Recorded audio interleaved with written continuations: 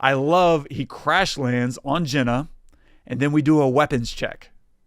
This is very, very nice. He pulls out all his gear, and I'm watching this, and I'm like, we are not going to hold on to all of this, are we? Because you can't just go through seeing how all these, because gets to me into a rule of repeats.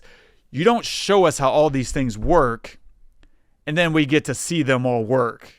You're telling us twice then, because the fun way would be to not show us how all these things work. We just see them, and then we see how they work through action, through like he's taking on enemies and he's whipping out these cryo grenades or whatever.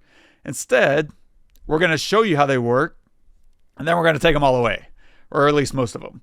Right? Let's see all these badass toys he has for killing, and then strip them, and maybe even use them against him. Right? The cryo grenades become his way of his fall. That's awesome. And in that way, we should see what's in his arsenal, because it's going to be used against him later. And that's a brilliant little touch, a nice little flourish. And so the way they take them away reveals so much about the planet, right? This is a dangerous planet. He can't even take 5 minutes to like make sure his gear's still working, right? And it also shows how resourceful Deck is, because he's on the verge of being killed 1,000,000 times, but he doesn't stop, and he's having his stuff ripped away, and he's still finding a way to work his advantage through his intelligence. Like it's great. He gets to keep his sword and his dagger, but loses everything else. And even by the end of the movie, he even loses those things. Right? In the finale, he doesn't have his sword, doesn't have his dagger. He fights an AI in a mega power loader.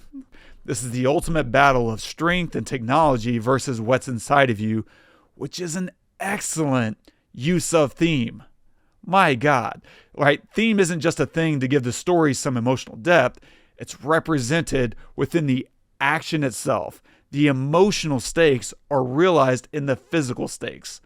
Does strength matter more than your ability to connect with nature and understand the world around you versus conquering it?